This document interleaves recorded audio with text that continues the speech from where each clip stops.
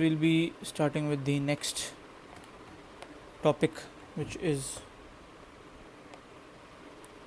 UNCLOS or the law of seas.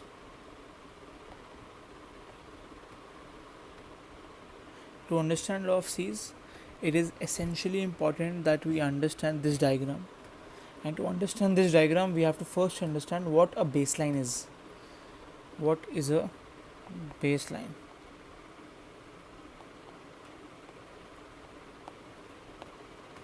Right. For example, this is India's coast. Sorry, guys. So this is India's coast. Right. And अभी भी गलत बना है, मैं ढंग का ही बना के छोड़ूंगा.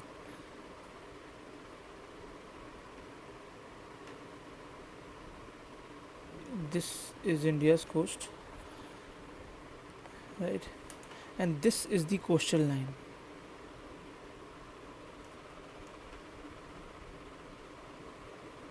Right. So baselines are basically divided into two concepts. One is a low water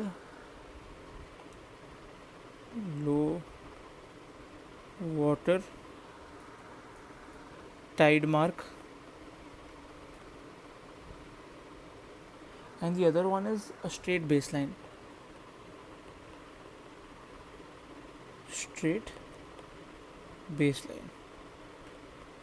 ठीक है. अब देख सकते हैं कि इंडिया का जो कोस्टल बॉर्डर है वो बिल्कुल स्ट्रेट है. It is straight in nature. तो यहाँ पे स्ट्रेट बेसलाइन का कॉन्सेप्ट आ जाएगा. लेकिन जैसे कि आपको मैं बताना चाहूँगा कि जो नॉर्थ सी है, इंग्लैंड है यहाँ पे, ये इंग्लैंड हो गया. यहाँ पे फिनलैंड और नॉर्वे जैसी कंट्रीज आ गई, जिसको हम नॉर्डिक कंट्रीज़ भी बोलते हैं. और यहाँ पे नीचे नीदरलैंड्स और सारी कंट्रीज़ आ गई. और यहाँ है नॉर्थ सी. ठीक है. तो जो बॉर्डर्स है ना, कोस्टल बॉर्डर्स इन कंट्रीज़ के, coastal borders are very close. तो इसलिए यहाँ पे पहली चीज़ तो इक्वी डिस्टेंस रूल अप्लाई होगा, जो मैंने आपको पहले पढ़ाया भी है. Equidistance rule. And low water tide mark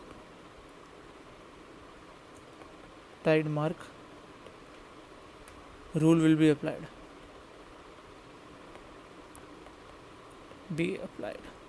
Right, so that is the concept of baselines for the law of seas.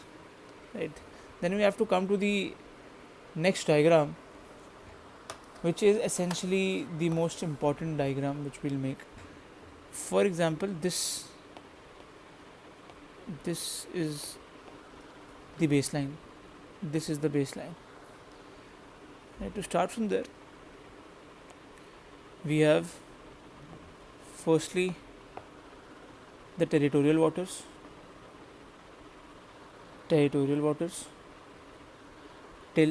12 nautical miles. This is the territorial water. Then we have the contiguous zone for another 12 nautical miles. Right. Then till 200 nautical miles, we have exclusive economic zone. Right. And then we have the high seas.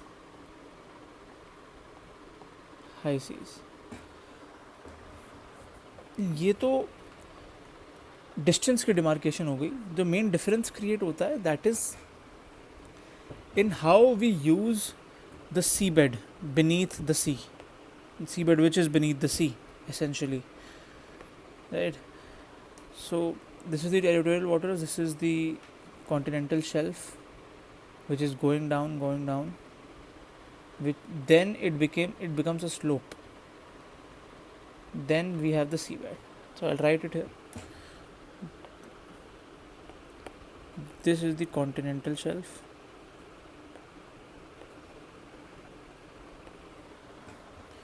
Then जहाँ से slope होना शुरू होता है, this is the continental slope. ये पूरा slope बन जाएगा यहाँ पे. This is the slope and this is deep sea bed. Right, so this is it. This is the baseline. तो ये डायग्राम आपको अगर क्वेश्चन आता है यूनिवर्सिटी में या लॉ ऑप्शन में, बनाना ही पड़ेगा. No other option. Next we have this thing. इसमें मैंने लिख रखा है, मतलब मैंने तो नहीं लिख रखा, जो डायग्राम मैंने गूगल से मिला उसी में ही लिख रखा है कि सॉवरेनिटी कहाँ तक किस चीज़ की एक्सटेंड होती है. At the territorial water, sovereignty extends to airspace, water column, seabed, subsoil, allowing the right of innocent passage. ठीक है, यहाँ पे sovereign rights are for exploring, exploiting, conserving, managing living and non-living resources at the same time of the water column and underlying continental shelf. इसमें water column जो beyond a national jurisdiction का, हम उसमें बात करते हैं. ठीक है, इसमें subsoil और sedentary species का हम यूज़ कर सकते हैं. कॉन्टिनेंटल शेल्फ और कॉन्टिनेंटल स्लोप के बाद जो राइट्स हैं वो कम हो जाती हैं आइडियली. ठीक है, मेजरली इंटरनेशनल सी बेड अथॉरिटी गवर्न करती हैं. जो सी बेड यहाँ पे ना, सी बेड में जो चीज़ें हैं वो ये सभी गवर्न करते हैं. Now let's move on to different concepts which we have to cover. I have written some PYQs as well, you can check them, very easy, right? And in India there is this territorial waters, continental shelf, exclusive economic zone and other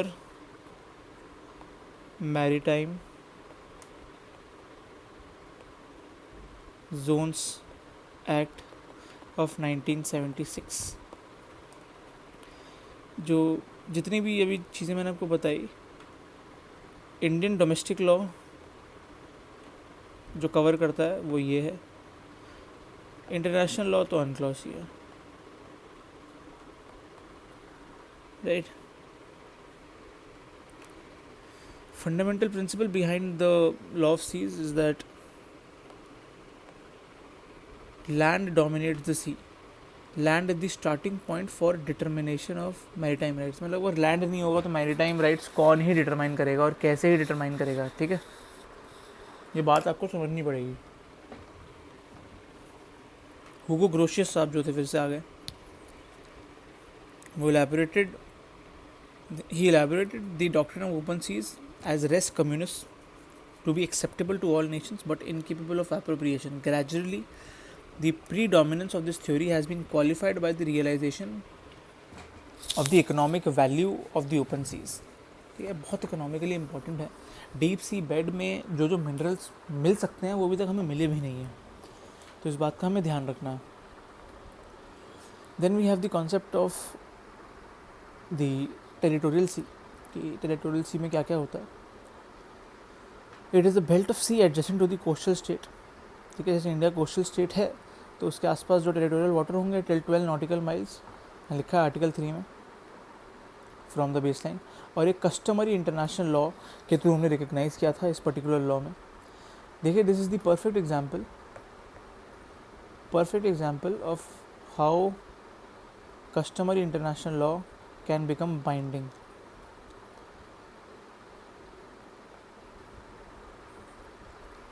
Then we have the concept of baseline,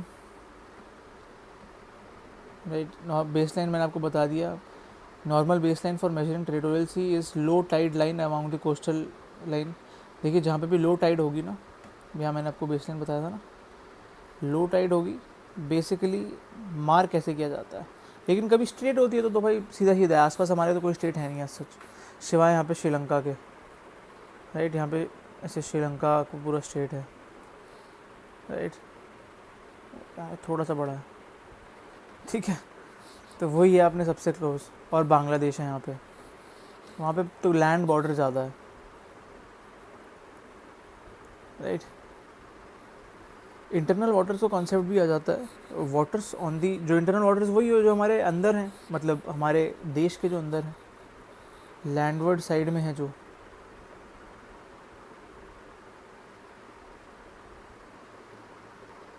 and there is no right of innocent passage at the same time.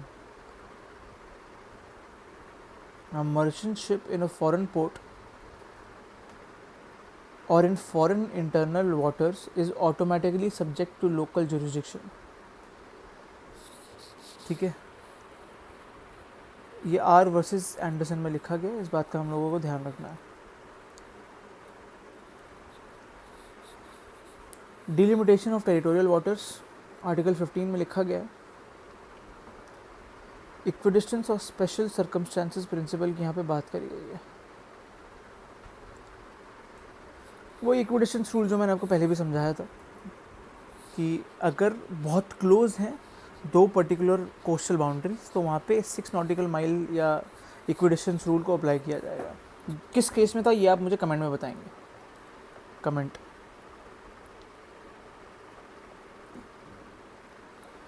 Rights and duties भी लिखी गई है coastal states and territorial seas की।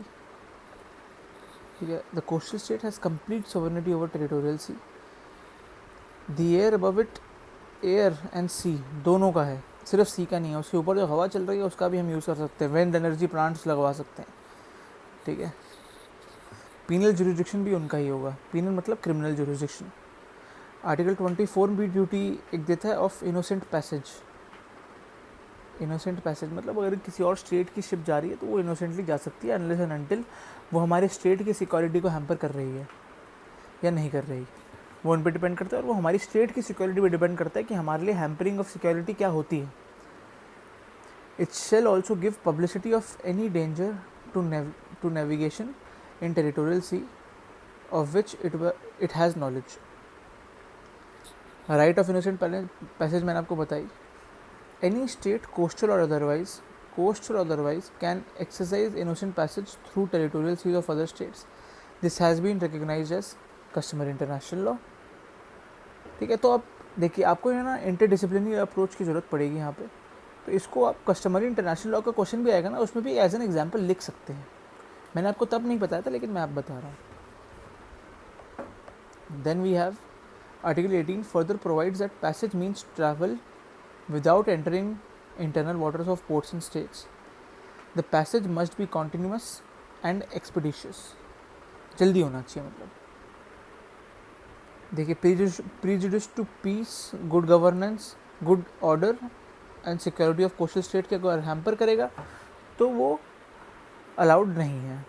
कॉर्फू channel का एक case था, innocent passage of warships through straits used for international navigation is allowed during peacetime without the prior authorization of coastal state। ठीक है, ये इजी है। फिर आता है कॉन्सेप्ट कॉन्टिग्यूअस जोन का। कॉन्टिग्यूअस जोन वैसे जो 24 नॉटिकल माइल्स है from the base line, right, और ये सेक्शन 5 में लिखा गया है, section 5 of the Indian maritime zones act. वैसे आर्टिकल 33 में लिखा गया है। ठीक है, बेसिकली कॉन्टिग्यूअस जोन में सेंट्रल गवर्नमेंट को, इंडिया के एक्ट में ये लिखा गया है कि सेंट्रल गवर्नमेंट को पावर है मेजर्स लेने के लिए सिक्योरिटी ऑफ इंडिया के लिए, immigration, sanitation, customs and other physical matters के related, right. Then in a zone contiguous to territorial sea described as contiguous zone, तो कोस्टल स्टेट में एक्सरसाइज वही prevent infringement, custom, physical, immigration, sanitary laws भी बता सकते हैं, punishment upon infringement भी बता सकते हैं। ये लिखा गया है यहाँ पे। ठीक है, स्टेट्स का यूज़ आर्टिकल 38 में लिखा गया है। कॉर्फू चैनल में मैंने बताया आपको कि स्टेट का यूज़ हो सकता है पीसफुल पर्पसेस के लिए। Then we have exclusive economic zone, EEZ। This is under section 7 of the Indian act, section 7 of the Indian act. वैसे आर्टिकल 55, 56, 57, 58 में इनको एलैबोरेट किया गया है ऑफ अनक्लॉज में। Area adjacent beyond the territorial sea subject to specific legal regime. ठीक है, rights क्या क्या है अंडर ये अनक्लॉज के अंडर है।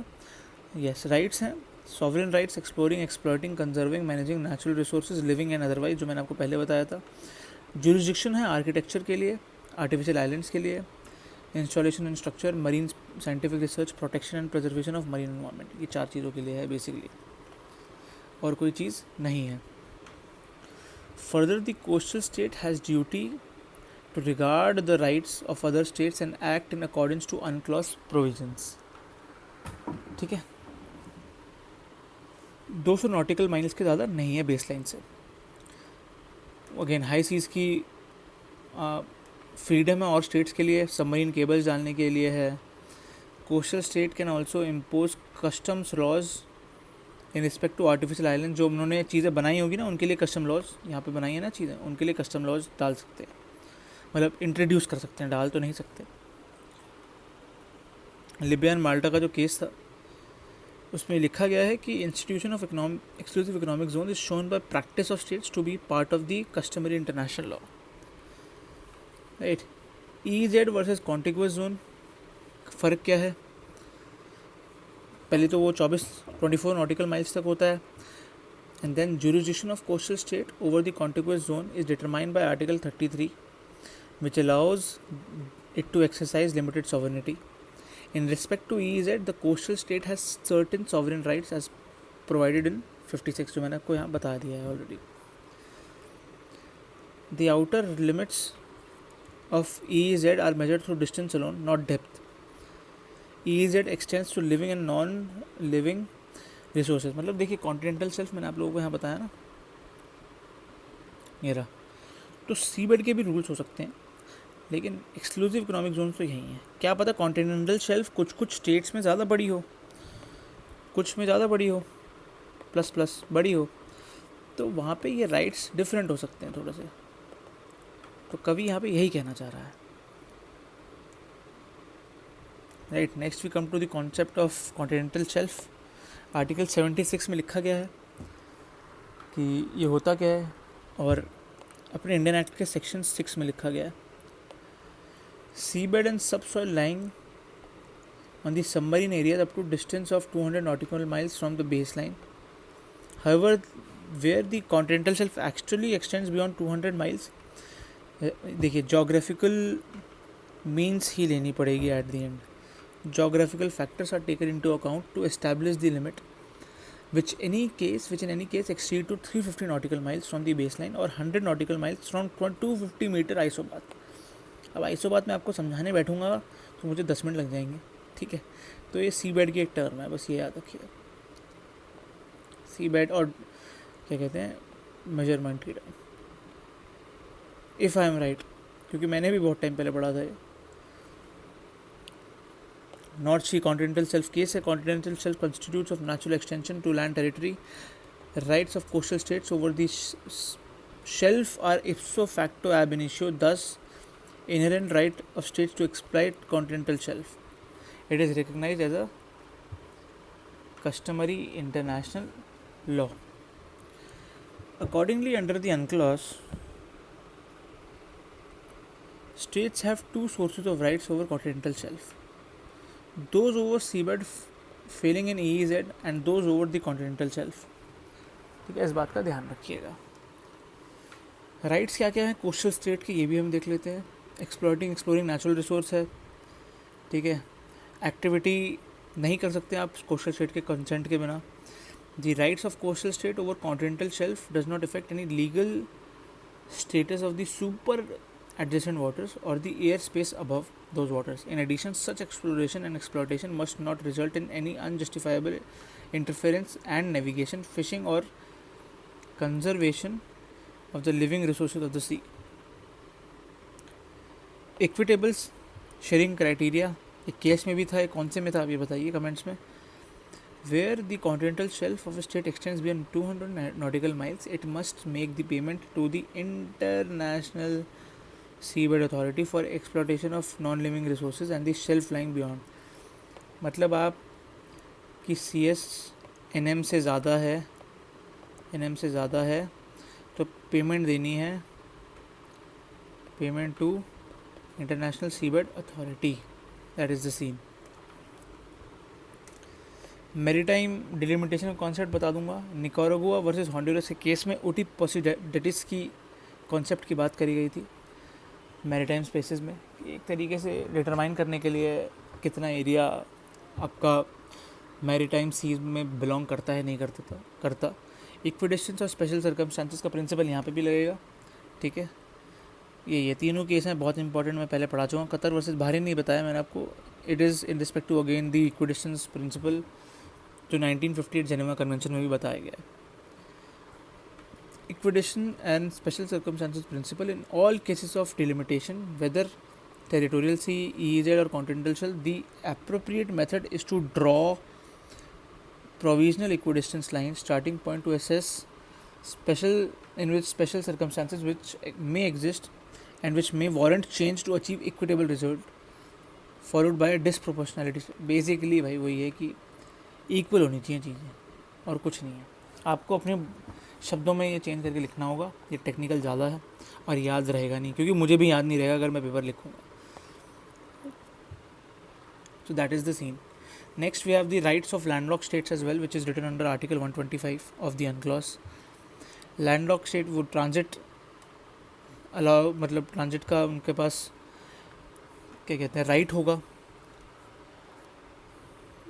It should be agreed by the landlocked state and transit state. Transit state shall have the right to take all necessary measures to ensure that rights and facilities provided to landlocked states do not infringe their legitimate interests. Thus there is no absolute right नहीं है, मतलब पूछ के करना है आपको, ठीक है। हाई सीज का कॉन्सेप्ट आ जाएगा।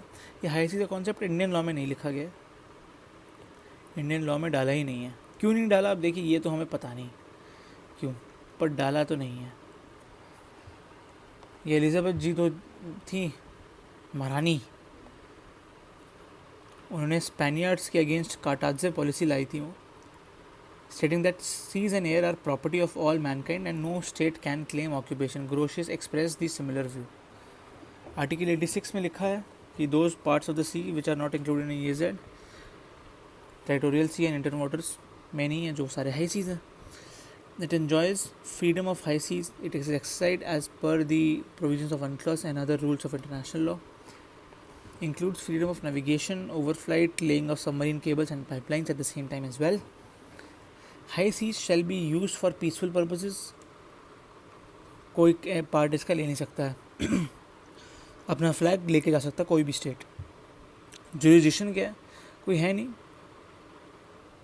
ठीक है। Ships are required to sail under the flag of one state and are subject to exclusive jurisdiction. Flagless अगर कोई शिप होगी तो हाई सीज में उसको हम कैप्चर कर सकते हैं, ठीक है। लोटस केस की बात कर रही थी मैंने पहले भी। ओनली द फ्लैग स्टेट में exercise the jurisdiction over the ship, ठीक है। एक्सेप्शंस क्या क्या हैं फ्लैग स्टेट में? Prevention of marine provision, slave trade which is prevented under UNCLOS as well. Piracy नहीं होनी चाहिए, इलिसिट ट्रैफिकिंग नहीं होनी चाहिए, अनऑथराइज ब्रॉडकास्टिंग ऑफ रेडियो और टेलीविज़न नहीं होना चाहिए। हॉट परस्यू आर्टिकल 111 में जो लिखा गया है बताता हूँ आप लोगों को।